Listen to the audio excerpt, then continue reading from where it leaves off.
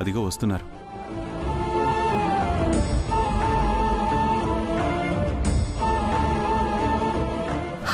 కూర్చో చిట్టి, కూర్చో.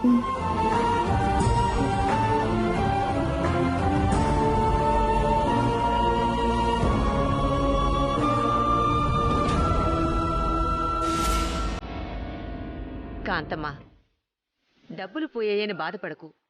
మా వీరనారాయణకి తెలిసిన ఇన్కమ్ ట్యాక్స్ ఆఫీసర్ ఉన్నాడంట. ఆయనతో మాట్లాడి మళ్ళీ ఆ డబ్బు తిరిగొచ్చేలా చేస్తాడు.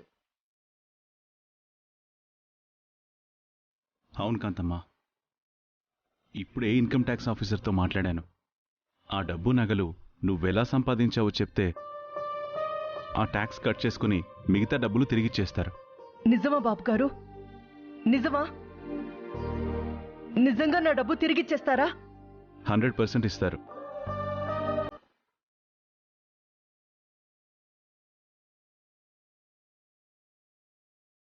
కాకపోతే ఆ డబ్బు ఎలా వచ్చిందో నువ్వు చెప్పాలి. వ్యాపారం చేస్తే వచ్చింది బాబు గారు. ఏ వ్యాపారం చేసావో, ఎక్కడ చేసావో, ఎలా చేసావో ప్రూఫ్స్ నాకు పంపించు.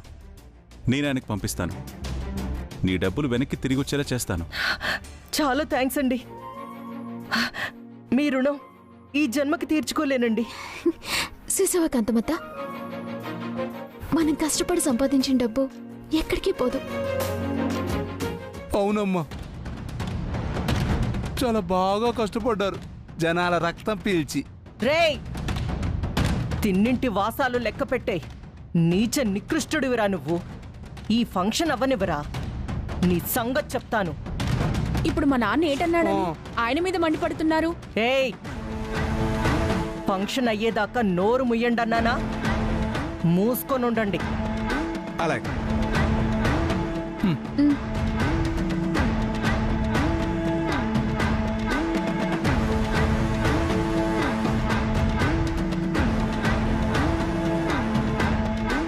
కోకిలమ్మ, జరగాల్సిన తంతంతా చూడు. బెబే,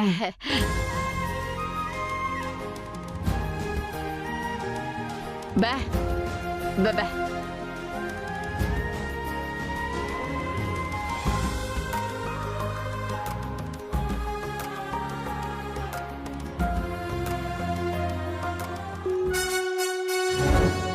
అమలత, అమలత, నువ్వు చిట్టమ్మ దగ్గరికి వెళ్ళి పుట్టబోయే బిడ్డకి ఏం పేరు పెడతావో అడుగు. అప్పుడైనా నిజాలు బయటికి రావచ్చు. అలాగే బాబాయ్. వెళ్ళు.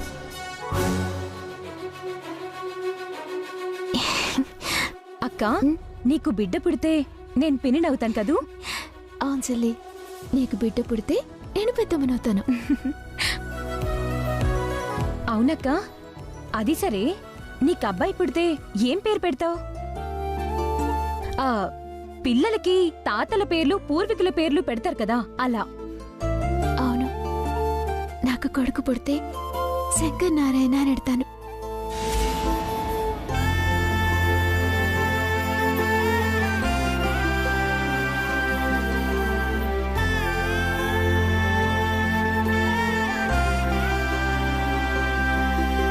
చూసావమ్మా, శంకర్ నారాయణ అని పేరు పెడుతుందట. అవునరా. బెబే బే. మరి కూతురు పుడితే ఏం పేరు పెడతావు? ఇంకెవరి పేరు ఎడతాను? మా అమ్మ పేరే ఎడతాను. అదే, మీ అమ్మ పేరేంటి? సౌందర్య.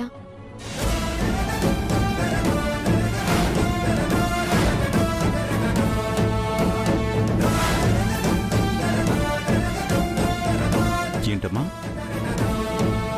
కొడుకు పుడితే శంకర్ నారాయణ అని పేరు పెడతావా? కూతురు పుడితే సౌందర్య అని పెడతావా? అంటే ఫైనల్గా నువ్వు మా జమీందారి వారసురాలివని ఒప్పేసుకున్నావన్నమాట. వచ్చి బాబాయ్, బాబాయ్ మా చెల్లి కలిసి నన్ను ఇలా పరీక్షిస్తున్నారేంటి? అలాని కాదు బాబాయ్, నేను మీ వాళ్ళ మీదున్న ఇష్టంతో, మీ మీదున్న ప్రేమతో, అభిమానంతో నాకు కొడుకు పుడితే మీ అన్నయ్య గారి పేరు, కూతురు పుడితే మీ వదిన గారి పేరు ఎట్టుకుందాం అనుకున్నాను. తప్ప బాబాయ్?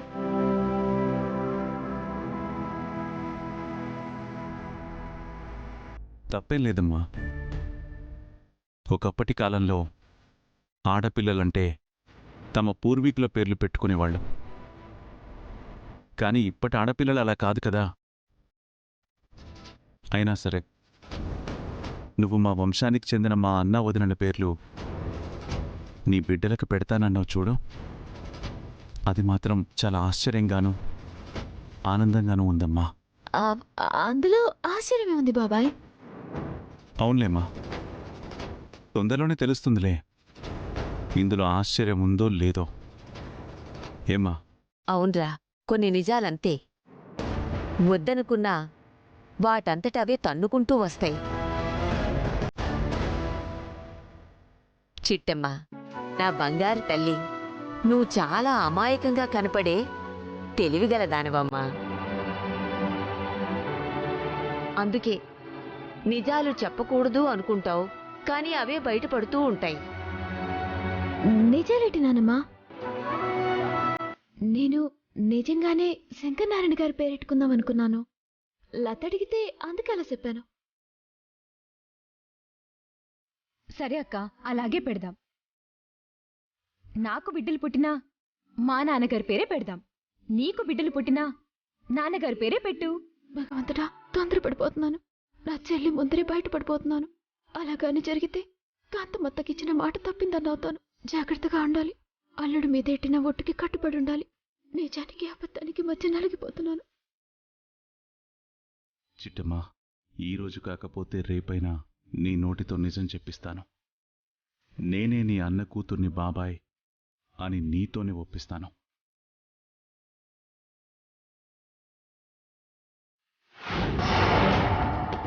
నాన్నోయ్, మనం కొట్టిన దెబ్బకి చిట్టెమ్మకి దిమ్మ తిరిగి బొమ్మ కనబడింది. మరి మీ అయ్యా మజాక. అయినా నేను ఏటడిగానే? చుట్టూ మా పాడు గేదెలు అడిగానా? స్వీట్ షాపులు అడిగానా? ఏదో కాంతమ్మ పేరు మీద ఉన్న ఓ 50 కోట్ల ఆస్తి అడిగాను. అది ఇవ్వడానికే ఏడుస్తారంటే? నిజమేనా అన్నా? నువ్వు అడిగిన ఆస్తి ఇచ్చుంటే నీలాంబరి ఎమ్మెల్యేగా పోటీ చేస్తుండేది. కానీ ఇప్పుడేటైంది? ఎమ్మెల్యే సీటుకి రెక్కలొచ్చి ఎగిరిపోయింది. మరి ఈ పోతురాజుగాడి దెబ్బ కోల్కొండ అబ్బా. ఇప్పుడు దాకా జరిగింది ఒక లెక్క, ఇక ముందు జరగబోయేది ఇంకో లెక్క. ఏడ్చైపోతున్నావు నాన్నా? కాంతమ్మ ఏ మనవాళ్ల కోసమైతే వీలునామా రాస్తుందో అదే మనవాళ్ళని పుట్టకుండా చేస్తాను. ఏంటన్నా నువ్వనేది? కొంపతీసి నీలాంబరి కొడుకుని చంపేస్తున్నావా ఏంటి? చచ్చా, ఆణి చంపడం ఎంతసేపే. మనం ఇప్పుడు కన్నేయాల్సింది నీలాంబరి కొడుకు మీద కాదు, మరి చిట్టెమ్మ కడుపులో పెరుగుతున్న బిడ్డ మీద. అంటే చిట్టమ్మ కడుపులో పెరుగుతున్న బిడ్డని చంపేస్తావా ఏంటి? అవునే, చిట్టెమ్మ కడుపులో పెరుగుతున్న బిడ్డ చచ్చాడే అనుకో, కాంతమ్మ శోక సముద్రంలో మునిగిపోతే మళ్ళీ చిట్టెమ్మ నెల తప్పే వరకు ఆస్తి ఎవడి పేరు మీద రాయాలో అర్థం కాక ఆగిపోద్ది. నీ వెర్రితనం కాని, చిట్టమ్మ కడుపులో పెరుగుతున్న బిడ్డ చచ్చిపోతే కాంతమ్మ కొన్ని రోజులు ఏడ్చే మాట నిజమే. కానీ ఆస్తి రాకుండా ఎలా ఆగుతుంది? అది ఆగకపోయినా మనమే ఆపి తీరుతాం. ముందు జరగాల్సిన కార్యక్రమం చూద్దాం. వద్దు నాన్న, నా మాట విను. పొరపాటును దొరికామంటే కాంతమ్మ మనిద్దరినీ చెప్పించు కొట్టేస్తది, లేదంటే చంపేస్తది. ఒసే భయపడకే పిరిగుడ్డు, ఓ పాలడు చూడు. ఇదెవరు? మనకంటే దరిద్రపు దానిలాగుంది. అవునే, ఈ దరిద్ర పనులు చేయాలంటే ఇంకో దరిద్రపుదే కావాలి. నమస్కారం పోతురా. నమస్కారం నమస్కారం. చూసావని మనలాంటి ఎదవలకు కూడా నమస్కారం పెట్టిందంటే ఇది ఎంత దరిద్రపుదో నువ్వే ఆలోచించుకో. అర్థమవుతుంది. ఇంతకీ దీన్నెందుకు పిలిపించావు? చెప్తాను. ఎల్లమ్మా, అమ్మమ్మమ్మ, నేను ఎల్లమ్మ అల్లా, నీ పేరు పెట్టి ఎల్లమ్మ అని పిలిచాను. ఓహో, ఎల్లమ్మ అన్నారా? చెప్పండి బాబు, నేనేటి చేయాలా? మిఠాయి కొట్టు చిట్టెమ్మ తెలుసుగా? నాకేటి బాబు, కాకినాడ మొత్తం తెలుసు. ఆ చిట్టెమ్మకిప్పుడు 7వ నెల. నువ్వు ఏడు చేస్తావంటే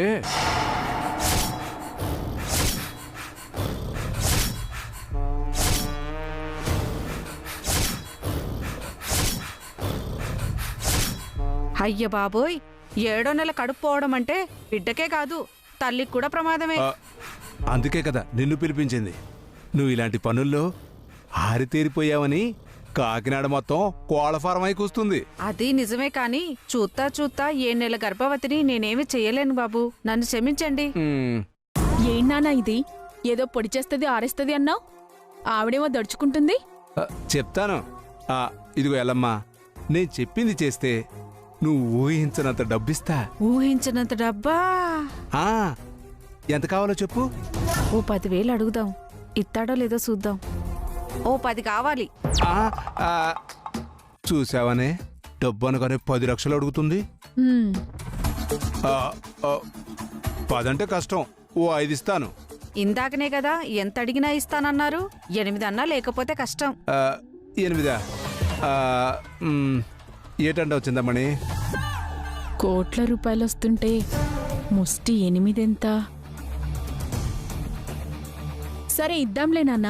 అలాగే, నువ్వు అడిగినట్టుగా ముందు సగం అడ్వాన్స్ ఇస్తాం, పని పూర్తయ్యాక మిగతాది ఇస్తాం. అలాగే బాబు, ముందొక 4,000 ఇవ్వండి, తర్వాత 4,000 ఇవ్వండి. 4,000 అంటే నువ్వు అడిగింది 8,000 బాబు. నిజమేలే, ఈ దరిద్ర మొహానికి లక్షల రూపాయలంటే గుండెకి సచ్చుద్ది. ఇదిగో ఎల్లమ్మా, తలతల్లాడే నోట్లు 4,000 తీసుకో. ఇక చూసుకోండి బాబు, చెలరేగిపోతాను. ఇదిగో, లోపల 2 కరుడు కట్టిన ఆడలేడీస్ ఉన్నారు. వాళ్ళకు నీ మీద ఏమాత్రం అనుమానం వచ్చినా కడుపులో ఉన్న బిడ్డని నువ్వు చంపడం కాదు, ఆ కడుపుతో ఉన్న చిట్టమ్మే నిన్ను చంపేస్తుంది. ఆ చిట్టమ్మ సంగతి నాకు తెలుసు బాబు, నాకు ఒకేయండి, నేను చూసుకుంటాను. నాన్న, ఇది అనుమానం రాకుండా పని ముగిస్తుందిగా. తేడా వస్తే ఆ చిట్టమ్మ కాంతమ్మ చేతిలో అదే చస్తుంది. మనకెందుకు ఆ గొడవ? పని పూర్తవడం కావాలి. పద పద.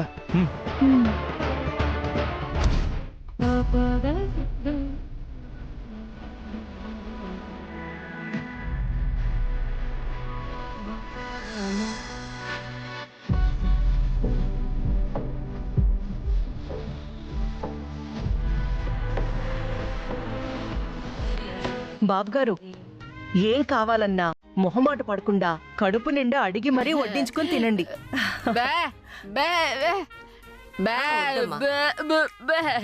కోకిలమ్మ గారు, మీరేం చెప్తున్నారో అర్థం కావట్లేదండి. కాకపోతే మీరు పెట్టింది మాత్రం కడుపు నిండా తింటామండి. ఇలా రా.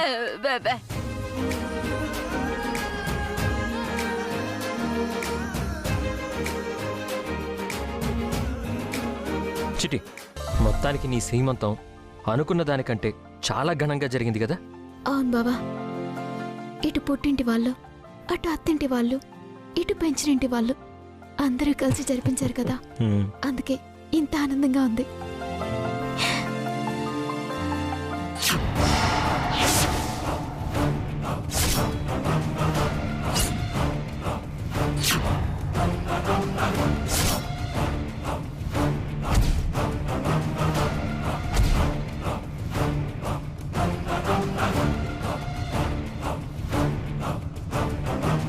ఏయ్ కాంతమ్మ,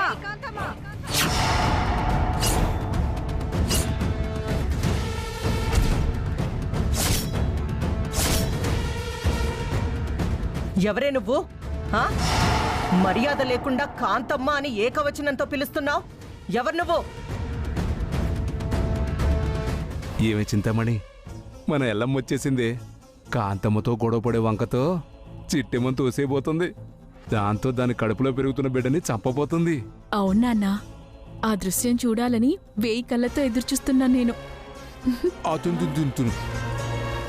చిట్టమ్మ, నువ్వు కూర్చో, నువ్వు కదలకు. అది కాదు బావా, అసలు ఎవరితది? మన ఇంట్లోకి దౌర్జన్యంగా వచ్చింది కాకుండా కాంతమ్మ అని అత్తని పేరెట్టి పెళ్తుందా? చూసావా, అత్తని ఏకవచనంతో పిలిచేసరికి చిట్టెమ్మలో చలనం మొదలైంది. నన్నోయ్, ఏయ్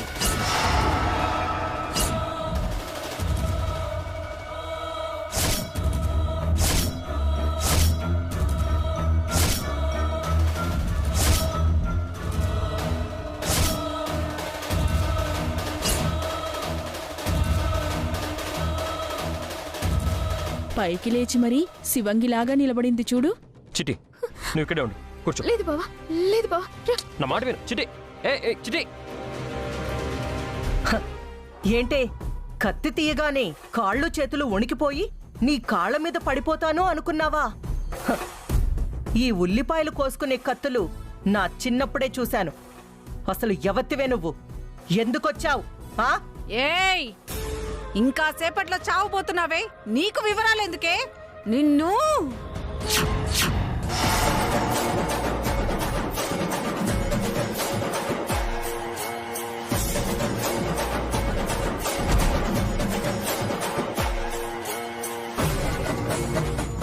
అమ్మా!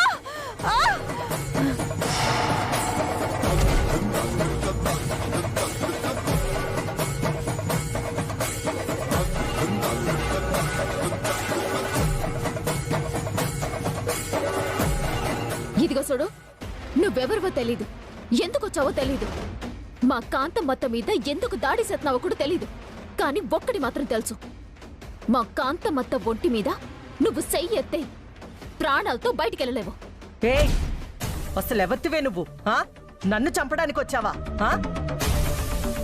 నన్ను చంపడానికి వచ్చిన ఉద్దేశంతో ఇంకెవరినైనా చంపడానికి వచ్చావా? చెప్పు, చెప్పు. వదినా, సుందరెడ్డి, రండి రండి. దీనికి బుద్ధి చెప్పండి.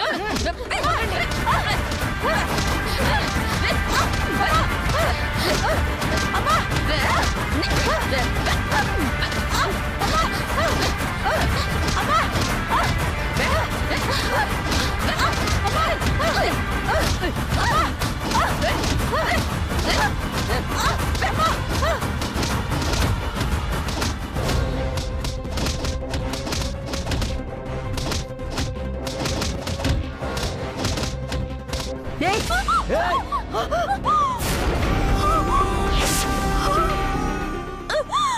చిట్టి. చిట్టమ్మా, అయ్యో చిట్టమ్మ, పాపం చిట్టమ్మ. చిట్టమ్మ అంతగా అరుస్తుందంటే పాపం కడుపులో ఉన్న బిడ్డ ఉన్నాడో చచ్చాడో. చిట్టి! చిట్టి.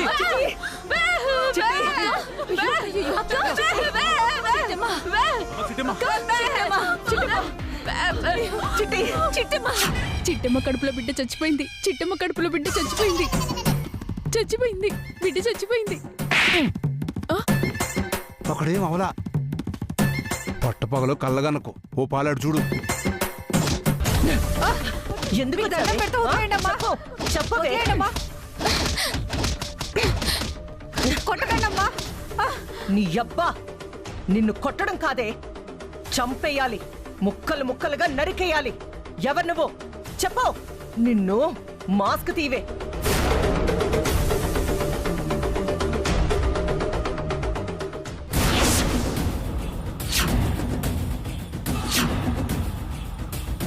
ఎలమ్మా, నువ్వు నువ్వు నన్ను చంపాలనుకున్నావా? నేను నీకేం ద్రోహం చేశానే? నా కోడల మీదకి ఎందుకెళ్ళావే? నా గురించి తెలిసే నన్ను చంపడానికి, నా వారసుల్ని చంపడానికి వచ్చావా? నిన్ను వదిలిపెట్టనే.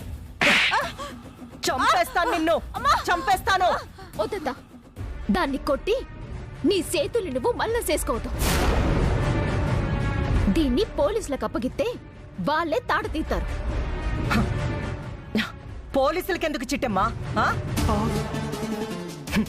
ఇది నీ కడుపులోని బిడ్డని చంపడానికి చూసిందంటే దీని మనసులో ఏదో దురుద్దేశం ఉంది. అందుకే ఇంతకి తెగించింది. ఈ రోజు వదిలేసిన రేపైనా నీ కడుపులో పెరుగుతున్న నా వారసుణ్ణి చంపాలని చూస్తుంది. దీన్ని బతకనివ్వను, దీన్ని చంపేస్తాను. నేను జైలుకైనా వెళ్తాను, దీన్ని మాత్రం నేను చంపేస్తాను, చంపేస్తాను, చంపేస్తాను. వద్దమ్మా, వద్దమ్మా, నీకు దండం పెడతానమ్మా. నాకే పాపం తెలీదమ్మా, నాకే పాపం తెలీదు. మరి చెప్పు, ఎవరు ఎవరు నిన్ను చంపమన్నారు? నా వారసుల్ని ఎవరు చంపమన్నారు? చెప్పు. వద్దమ్మా, నేను నిజం చెప్తానమ్మా. అదిగో అక్కడ నిలబడి ఉన్నారే పోతురాజు చింతామణి, వాళ్ళే చిట్టమ్మ కడుపులో ఉన్న బిడ్డను చంపమన్నారమ్మా. అంతకు మించి నాకే పాపం తెలీదమ్మా.